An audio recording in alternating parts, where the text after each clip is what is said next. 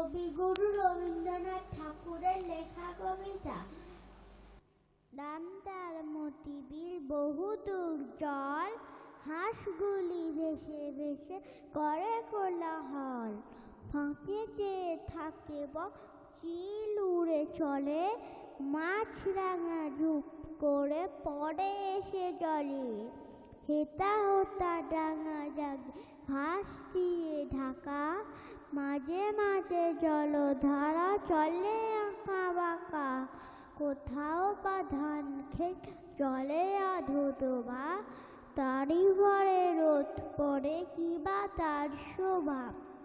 ডিঙি চড়ে আসে চাষি কেটে লয় ধান, বেলা গেলে গায়ে ফেরে গেয়ে সারি গান। মোষ নিয়ে পার হয় রাখালের ছেলে, বাঁশে বাঁধা জাল দিয়ে মাছ ধরে জেলে। মেঘ চলে ভেসে ভেসে আকাশের গায়ে, ঘন শ্যাওলার দল জলে ভেসে যায়। বলতে পারো? খুব ভালো হয়েছে। তুমি বলতে পারো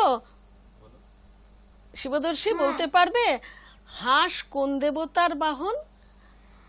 হাঁস হলো সরস্বতী। হ্যাঁ, একদম একদম। সরস্বতীর বরপুত্রের অনুষ্ঠানে, তাকে শ্রদ্ধা জানানোর অনুষ্ঠানে কবিতার মাঝে হাঁসকে আমরা পেলাম। ওর একটা গুণ আছে, ও কিন্তু আবার পুরনো শাস্ত্র, ওই যেগুলো পুরাণের গল্পগুলো, আচ্ছা, প্রহ্লাদ, ধ্রুব, এই সমস্ত গুলো